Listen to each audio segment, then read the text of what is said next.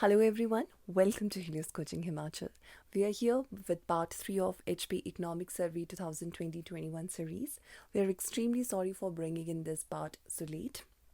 In this part, we will be discussing chapter number 3 and chapter number 4 of the economic survey. जो first two parts हैं उसमें हमने chapter number 1 और chapter number 2 को discuss किया है. If you haven't watched those videos already, please check them out first on our channel and then proceed with this video. So now let's get started with today's video. Chapter number 3 is COVID-19 Impact on Himachal Pradesh Economy and States Response.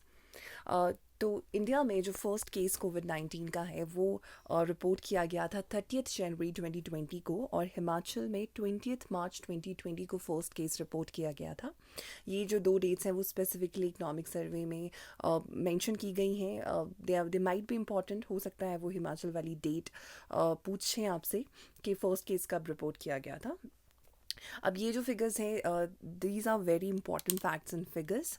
Himachal की total population है 73 लाख और उसमें अगर हम कोविड-19 के confirmed पर million cases की बात करें तो इट इज़ 7,975.6. इसका मतलब ये है कि out of every 10 lakh people 7,975.6 यानी कि अप्रॉक्सीमेटली 976 जो लोग थे वो कोविड-19 के लिए दे वर टेस्टेड पॉजिटिव. इंडिया के लिए कंफर्म्ड पर मिलियन केसेस का फिगर है 8190.1. रिकवरी रेशियो हिमाचल का है 97.6%, यानी कि अगर 100 कंफर्म्ड केसेस हैं तो उसमें से अप्रॉक्सीमेटली 98 लोग जो हैं वो वायरस से रिकवर उन्होंने किया. एंड हमारा जो फर्टिलिटी रेशियो है इट इज़ 1.7%, यानी कि unfortunately 2 people who were tested positive for COVID could not make it. तो ये फिगर्स बहुत इंपॉर्टेंट है, आप इन रेशियोज़ को याद रखिएगा. अब चैप्टर नंबर 2 में बेसिकली ये सब डिस्कस किया गया है कि कोविड-19 के कितने केसेस आए और उसके अलावा कोविड-19 का हिमाचल की इकॉनमी के ऊपर क्या इम्पैक्ट पड़ा और जो स्टेट गवर्नमेंट ने क्या स्टेप्स उठाए उस इम्पैक्ट को मिनिमाइज़ करने के लिए, वो ये सब इसमें डिस्कस किया गया है. तो इकोनॉमिक सर्वे में they have talked about twin economic shock, यानी कि हिमाचल की इकॉनमी को बैडली इफ़ेक्ट किया है डिमांड शॉक और सप्लाई शॉक ने. यानी कि जो डिमांड थी कमोडिटीज़ की वो भी नीचे गई मार्केट में और सप्लाई भी इट गॉट डाउन. तो डिमांड शॉक यानी कि डिमांड कम होने का रीज़न था reduced investment, reduced in consumption और जो नॉन एसेंशियल कमोडिटीज़ थी उसके लिए जो डिमांड थी लोगों में वो कम हो गई थी, जिसकी वजह से डिमांड शॉक यानी कि मार्केट में डिमांड कम हो गई. वहीं पर लेबर सप्लाई शॉक की वजह से और सप्लाई चेन में डिसरप्शन की वजह से सप्लाई शॉक आया, यानी कि जो कमोडिटीज़ थी उनको इंडस्ट्रीज़ मैन्युफैक्चर करके मार्केट तक नहीं पहुंचा पाई क्योंकि लेबर सप्लाई शॉक आ गया था. काफ़ी सारी जो लेबर थी वो ज़्यादातर लेबर जो होती है वो हिमाचल के बाहर थी, तो हिमाचल के बाहर से है तो उन्होंने वापस वो अपने घर चले गए ड्यू टू पेंडेमिक. और सप्लाई चेन में भी बहुत जो डिस्ट्रप्शन आई कि पीछे से रॉ मटेरियल नहीं आ रहा है मैन्युफैक्चरिंग के लिए, तो ओवरऑल इम्पैक्ट ये हुआ कि supply shock was faced. So demand shock और सप्लाई शॉक इन दोनों की वजह से हिमाचल की इकॉनमी को काफ़ी एडवर्स इम्पैक्ट पड़ा. अब अगर हम सेक्टर वाइज देखते हैं कि सेक्टर वाइज कितना ग्रोथ रेट रहा या कितना ग्रोथ जो है वो डाउन गया, तो first of all talking about the primary sector जिसमें forestry and logging, mining and quarrying ये सब आता है, इसमें दो रीजंस की वजह से जो था वो बहुत ही ज़्यादा डिप हुआ इस सेक्टर में. One was unavailability of labour और दूसरा था डिक्रीज इन डिमांड. इनकी वजह से काफ़ी ज़्यादा इसका ग्रोथ रेट नीचे गया. आप इसमें देख सकते हैं इन द स्क्रीन जो आपका माइनिंग और क्वारिंग है वो 2021 में इट वाज -18.4, ये इसका ग्रोथ रेट है. और वहीं पर फॉरेस्ट्री एंड लॉगिंग का जो ग्रोथ रेट है 2020-21 के लिए इट वाज -17.5%. सेकेंडरी सेक्टर में बात करते हैं ऑर्गेनाइज्ड और दोनों organised and unorganised both sectors की. तो यहाँ पर भी आप देख सकते हैं कि जो आपका ऑर्गेनाइज्ड सेक्टर और अनऑर्गेनाइज्ड सेक्टर में मैन्युफैक्चरिंग की अगर पर्टिकुलरली बात करते हैं तो -14.2% वॉज द ग्रोथ रेट और पर्टिकुलरली अगर हम कंस्ट्रक्शन सेक्टर की बात करते हैं तो -11.5% was the growth rate in 2020-21. और इसका रीज़न मेनली था unavailability of man power. Transport storage की अगर हम बात करते हैं इन टर्चरी सेक्टर, तो ट्रांसपोर्ट सेक्टर में आप -28% का डिप आप इसमें देख सकते हैं. Next very important sector of tertiary sector का बहुत इंपॉर्टेंट जो सेक्टर है हिमाचल के लिए वो है टूरिज्म एंड हॉस्पिटैलिटी सेक्टर। तो यहाँ पर आप ये जो स्क्रीन पे आप देख सकते हैं, जो आपके पास ये बार डायग्राम है, इसमें year on year growth rate of tourist inflow है 2011 से लेकर 2020 तक का, 10 सालों में कितने टूरिस्ट आए वो ये सब बता रहा है। तो 2020 में -81.33 ये जो था ये इसका ग्रोथ रेट रहा है टूरिस्ट इनफ्लो में इन हिमाचल प्रदेश। अब देखते हैं कि स्टेट गवर्नमेंट ने क्या इनिशिएटिव लिए कोविड-19 के इम्पैक्ट को मिनिमाइज़ करने के लिए। तो सबसे पहले तो एक स्ट्रिक्ट कर्फ्यू और लॉकडाउन इम्प्लीमेंट किया गया और कोविड-19 टेस्टिंग को बढ़ाया गया, रैपिड टेस्टिंग को। और सबसे इम्पॉर्टेंट पॉइंट जो इसमें इस चैप्टर में मेंशन किया गया है वो ये है कि आशा जो वर्कर्स हैं और आंगनवाड़ी वर्कर्स हैं उन्हें डोर टू डोर भेजा गया लोगों की हेल्थ इन्फॉर्मेशन कलेक्ट करने के लिए। और जिन लोगों में इन्फ्लुएंजा के कुछ अगर लक्षण या सिम्टम्स पाए गए तो उन्हें फिर कोविड टेस्टिंग के लिए ले जाया गया। तो इस तरीके से नंबर ऑफ़ केसेस को ढूंढने की कोशिश की गई। And this is very important क्योंकि जो चीफ मिनिस्टर्स की वीडियो कॉन्फ्रेंसिंग हुई थी ऑल चीफ मिनिस्टर्स की, तो उसमें हिमाचल प्रदेश के इस इनिशिएटिव को प्राइम मिनिस्टर ने काफ़ी ज़्यादा अप्रिशिएट किया था। इसके अलावा स्टेट गवर्नमेंट ने मास्क एंड हैंड सैनिटाइजर्स को एसेंशियल कमोडिटीज़ की लिस्ट में डाल दिया। कोविड-19 के लिए एक हेल्पलाइन नंबर 104 जो है वो इंस्टॉल किया गया। डेडिकेटेड कोविड-19 केयर सेंटर्स, क्वारंटीन सेंटर्स बनाए गए और डेडिकेटेड कोविड-19 केयर हॉस्पिटल्स को भी नोटिफाई किया गया। और इसके अलावा जो विडोज़ और फिज़िकली चैलेंज्ड पीपल हैं उनके लिए सोशल सिक्योरिटी पेंशन को बढ़ाकर 1,000 रुपये प्रति माह कर दिया गया। अब हम देखते हैं कि स्टेट गवर्नमेंट ने रिसोर्सेज को किस तरीके से मोबिलाइज़ किया, यानी कि स्टेट गवर्नमेंट ने जो फंड्स थे उसको किस तरीके से अरेंज किया।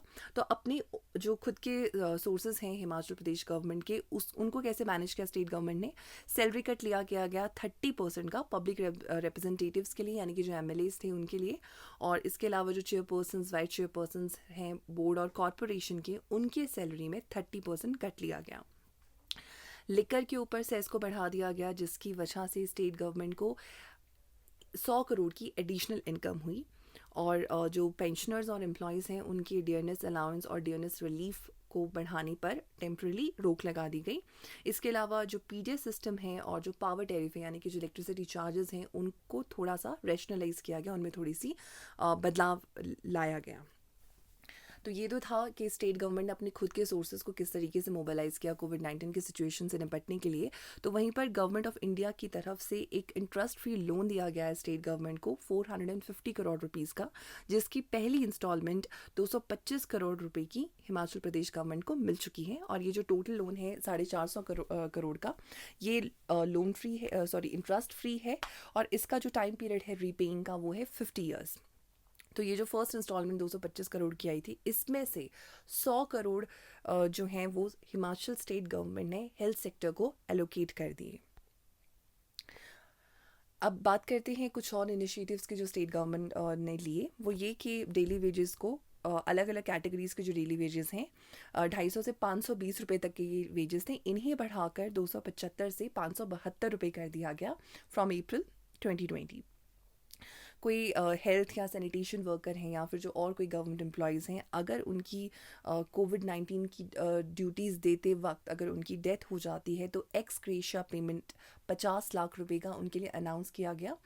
और HRTC, क्योंकि अभी HRTC लॉस में थी, HPTDC भी लॉस में चल रहे थे क्योंकि टूरिस्ट नहीं आ रहे थे। तो इस वजह से स्टेट गवर्नमेंट ने टोटल ग्रांट जो एलोकेट किया है HRTC को 570 करोड़ का। बजट में जितना अमाउंट दिया गया था उसके एडिशनल ये अमाउंट है। और HPTDC यानी कि जो टूरिज्म डेवलपमेंट कॉर्पोरेशन है उसे 40.49 करोड़ का, यानी अप्रॉक्सीमेटली 41 करोड़ रुपीज़ का एडिशनल अमाउंट जो है वो एलोकेट किया गया। So that was it in chapter number 3। अब चैप्टर नंबर 4 की हम बात करते हैं तो it is sustainable development goals. Previous year के इकोनॉमिक सर्वे में भी ये चैप्टर था, लेकिन इस बार जो कंटेंट है इस चैप्टर का वो प्रीवियस ईयर के कंपैरिजन में अलग है। तो ये सस्टेनेबल डेवलपमेंट गोल्स क्या हैं, यूनाइटेड नेशंस ने ये अडॉप्ट किए हैं, यूनाइटेड नेशन से जुड़ी सभी कंट्रीज़ ने अडॉप्ट किया है, जिसके अंदर 17 गोल्स और 169 टारगेट्स कवर किए गए हैं। और इनका जो इम्प्लीमेंटेशन पीरियड है वो है 2016 से लेकर 2030 तक। तो ये जो 17 गोल्स और 169 टारगेट्स हैं, इन्हें अचीव करने के लिए गवर्नमेंट ऑफ इंडिया ने ये रिस्पॉन्सिबिलिटी दी है मिनिस्ट्री ऑफ स्टैटिस नीति आयोग को। नीति आयोग जो है वो एक नोडल एजेंसी है इसकी, जिससे इन्हें इम्प्लीमेंट करना है इंडिया में। और अलग अलग स्टेट्स की जो परफॉर्मेंस है सस्टेनेबल डेवलपमेंट गोल्स को अचीव करने के लिए, उन्हें मेजर और मॉनिटर करने के लिए ministry of statistics and programme implementation ने 309 इंडिकेटर्स डेवलप किए हैं, और इन 309 इंडिकेटर्स के बेसिस पर वो परफॉर्मेंस जो है वो अलग अलग स्टेट्स का मेजर करती हैं। वहीं पर नीति आयोग ने भी इन 309 इंडिकेटर्स में से 62 प्रायोरिटी इंडिकेटर्स पिक किए हैं, और उनके आधार पर नीति आयोग हर साल रिलीज़ करता है SDG इंडिया इंडेक्स। और इस SDG इंडिया इंडेक्स में हिमाचल प्रदेश का जो परफॉर्मेंस है वो बहुत ही अच्छा रहा है। 2018-19 का जो इंडेक्स था उसमें हिमाचल प्रदेश को नंबर 1 पोजीशन मिला था अलॉन्ग विद केरला, और 19-20 की जो भी रिपोर्ट आई है उसमें हिमाचल प्रदेश को सेकंड रैंक मिला है। स्टेट ने भी काफ़ी स्टेप्स उठाए हैं ताकि जो SDGs हैं उन्हें इंटीग्रेट किया जा सके बजटिंग और प्लानिंग प्रोसेस में। हिमाचल प्रदेश में प्लानिंग डिपार्टमेंट जो है वो नोडल डिपार्टमेंट है इस SDG को इम्प्लीमेंटेशन को फैसिलिटेट करने के लिए। और हिमाचल प्रदेश में पर्टिकुलरली सोशियो इकोनॉमिक और जो ह्यूमन डेवलपमेंट इंडिकेटर्स हैं उसमें हिमाचल प्रदेश ने बाकी के स्टेट से बहुत ही बेटर परफॉर्म किया है। तो अब हम देखते हैं कि ये SDGs क्या क्या हैं, और इन SDGs के अंडर कौन कौन से टारगेट्स जो हैं वो हिमाचल प्रदेश गवर्नमेंट ने 2022 तक कंप्लीट करने का लक्ष्य रखा है। तो सबसे पहला SDG है नो पॉवर्टी। इसमें 2022 के लिए टारगेट रखे गए हैं कि जो अभी हमारा 8.1% पॉपुलेशन जो बिलो पॉवर्टी लाइन रहती है उसे हमने कम करके 2% तक लेकर आना है। 100% हाउस होल्ड्स को हेल्थ इंश्योरेंस में कवर करना है, और 100% पॉपुलेशन को हमने एक्सेस दिलवाना है टू टेलीफोन फैसिलिटीज़। ये हमारे टारगेट्स हैं 2022 तक। उसके अलावा कुछ टारगेट्स हैं जो इस फर्स्ट SDG में है जिन्हें ऑलरेडी पूरा किया जा चुका है। वो ये हैं कि ऑलरेडी 100% हाउस होल्ड को बैंक के साथ लिंक कर दिया गया है, और 2022 तक की कोशिश की जाएगी कि ये स्टेटस मेंटेन रहे। Open defecation free Himachal Pradesh already बन चुका है, और 100% इलेक्ट्रिफिकेशन भी हिमाचल का ऑलरेडी किया जा चुका है। तो ये 3 टारगेट्स जो हैं वो ऑलरेडी अचीव हो गए हैं, बाकी को 2022 तक अचीव करने का टारगेट रखा गया है। सेकेंड SDG है ज़ीरो हंगर। तो इसमें 100% फार्मर्स को सॉइल हेल्थ कार्ड दिलाने की कोशिश की जाएगी बाय 2022। 22,000 हेक्टेयर को ऑर्गेनिक फार्मिंग के अंडर लाने का टारगेट रखा गया है, और वहीं पर 70% जो टोटल मंडीज़ हैं हमारी उन्हें ई मार्केट में एनरोल करने की कोशिश की जाएगी। Third is good health and wellbeing. इसमें 2022 तक हमने जितनी भी डिलीवरीज़ हैं उन्हें 100% इंस्टीट्यूशनल डिलीवरीज़ का टारगेट है, और इम्यूनाइजेशन भी हमने 100% अचीव करना है। जो TB का इंसिडेंस है उसे हमने कम लेकर आना है बिलो 70 पर लाख, यानी कि पर लाख 1 लाख की जनसंख्या में सिर्फ 70 केसेस, 70 से भी नीचे तक के केसेस हों, ऐसी हमारी कोशिश रहेगी। मेटर्नल डेथ को 40 से नीचे लेकर आना है, और इन्फेंट मोर्टेलिटी रेट को हमने 23 तक लेकर आना है। ये टारगेट है 2022 तक के।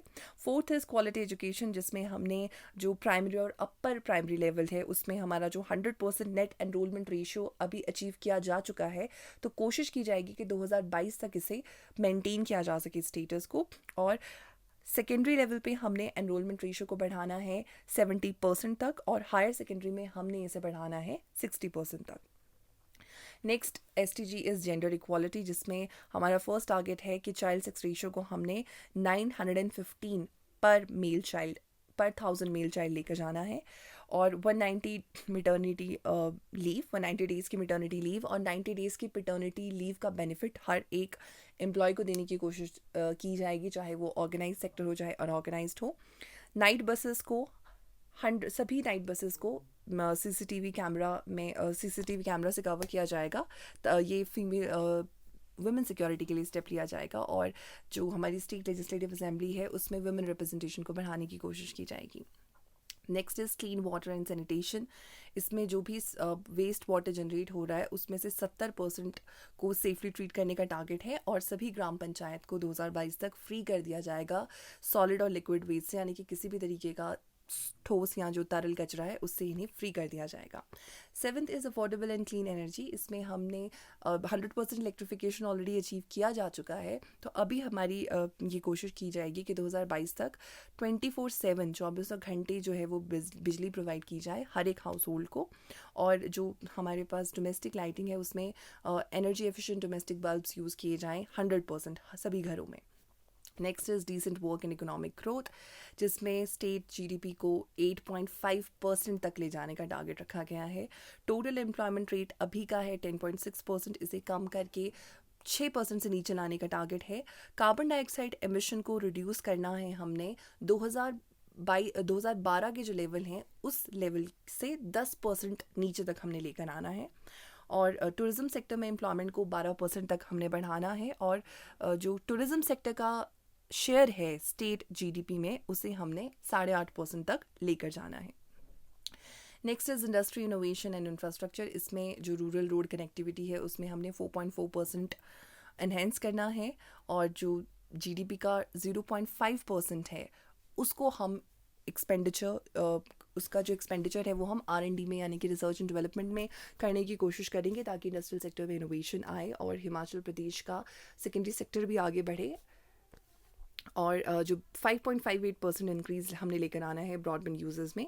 Next is 10th which is reduce inequality. इसमें हम पावर्टी के लिए गिनी कोफिशिएंट को कम से कम 0.150 परसेंटेज पॉइंट्स तक नीचे लाने की कोशिश करेंगे, और सेक्स रेशियो को हम बढ़ाएंगे। जो प्रेजेंट सेक्स रेशियो है हिमाचल का it is 972, it is as per census 2011, तो इसको हमने बढ़ाकर करना है 980 पर 1000। क्राइम अगेंस्ट वुमेन को 25% तक लेकर आना है, यानी कि कम करना है 25% तक, और क्राइम अगेंस्ट एससीज को जितना कम हो सके उतना नीचे लेके आना है, प्रेफरेबली 0 लेवल तक। 11th है सस्टेनेबल सिटीज़ एंड कम्युनिटीज़। इसमें मेजर टारगेट ये है कि जो भी स्लम्स हैं अर्बन एरियाज़ में उन्हें हमने कम करके प्रेजेंट लेवल से कम करके 6% तक लेकर आना है। 12th is responsible consumption and production. तो इसमें सोलर और जो विंड रिन्यूएबल एनर्जी है उसके प्रोडक्शन और कंजम्पशन में 10% तक का इंक्रीज़ लाना है। हाइड्रो पावर हार्नेस कैपेसिटी को बढ़ाना है 10% तक, और एग्रीकल्चर और हॉर्टिकल्चर में पेस्टिसाइड्स को हमने 10% तक कम करना है। इसके अलावा जितना भी म्यूनिसिपल वेस्ट जनरेट होगा उसमें से ये टारगेट रखा गया है कि म्यूनिसिपल वेस्ट से कम 5 मेगावाट ऑफ एनर्जी प्रोड्यूस की जाए। और जो इंडस्ट्रियल एरियाज़ का वाटर रिसाइकलिंग है, वेस्ट वाटर रिसाइकलिंग है, उसे हमने 10% तक बढ़ाना है। Next is 13 which is climate change. तो इसके लिए 6 डिस्ट्रिक्ट्स में क्लाइमेट चेंज वल्नरेबिलिटी असेसमेंट किया जाएगा। कौन से 6 डिस्ट्रिक्ट्स वो मेंशन नहीं है इसमें। इसके अलावा कुल्लू डिस्ट्रिक्ट में जो ब्यास और पार्वती नदी के किनारे बसे हुए एरियाज़ हैं वहाँ पर अर्ली वार्निंग सिस्टम को इंस्टॉल किया जाएगा। Next is 15, save the forest and biodiversity. Now you might have noticed one thing कि 13 which is climate change के बाद हमने डायरेक्टली जंप किया है 15 में। सो ये 14th SDG कहाँ गया? Actually the 14th SDG is related to marine life. तो क्योंकि हिमाचल प्रदेश एक कोस्टल स्टेट नहीं है, तो इस वजह से जो मरीन लाइफ वाला पर्टिकुलरली जो है वो उसको बहुत ज़्यादा अलग से इम्प्लीमेंट नहीं किया जाता मरीन लाइफ में, क्योंकि we do not have coast. तो next is 15th which is forest and biodiversity. तो इसमें 48,000 हेक्टेयर लैंड में प्लांटेशन करना है हमें, और 1000 हेक्टेयर एरिया में जो अल्पाइन पास्चर और ग्रेजिंग लैंड्स हैं उन्हें हमने इम्प्रूव करना है 1000 हेक्टेयर एरिया में। इसके अलावा 3 वेटलैंड्स को रिस्टोर किया जाएगा, कौन से वेटलैंड्स नहीं मेंशन्ड है, और 2 नेशनल पार्क्स और 5 वाइल्ड लाइफ सेंचुरीज़ को डेवलप करने का भी टारगेट रखा गया है। और 16,000 हेक्टेयर लैंड जिन पे इन्वेजिव एलियन स्पीशीज़ ने जो है वो इन्वेस्ट किया है, कवर किया है जिस एरिया को, उसको है वो रिहेबिलिटेट किया जाएगा, यानी कि उन इन्वेजिव एलियन स्पीशीज़ को वहाँ से रिमूव किया जाएगा, और नेटिव स्पीशीज़, ताकि नेटिव स्पीशीज़ जो है वो वहाँ पर ग्रो कर सकें। 16th is piece and justice strong institutions. तो इसके लिए हर एक डिस्ट्रिक्ट में anti human trafficking unit already functional है हिमाचल प्रदेश में, except for Kinnaur and Lahaul Spiti. और हमारा जो करंट लेवल है ऑफ पुलिस पॉपुलेशन रेशियो वो है 278 पर 1 लाख, यानी कि 1 लाख की जनसंख्या पे हमारे पास 278 पुलिस जो है वो पर्सनल्स हैं, और इसे मेंटेन करने की कोशिश की जाएगी 2022 तक। And the last is partnership for all, जिसमें ये मेजर टारगेट रखा गया है कि टैक्स और नॉन टैक्स रेवेन्यू का जो शेयर है हिमाचल प्रदेश में, उसे हमने 21% से बढ़ाकर 25% तक लेकर जाना है। सो एक्चुअल में इस चैप्टर में बहुत सारे टारगेट्स दिए गए हैं, तो इसमें हमने यहाँ पर इस वीडियो में वही सब डिस्कस किया है जो एग्जामिनेशन पॉइंट ऑफ व्यू से इम्पॉर्टेंट है। लेकिन फिर भी अगर आप चाहें तो आप इकोनॉमिक सर्वे में उस पूरे टेबल को एक बार गो थ्रू कर सकते हैं, बट जो इंपॉर्टेंट पॉइंट्स हैं वो यही हैं जो हमने अभी डिस्कस किए हैं।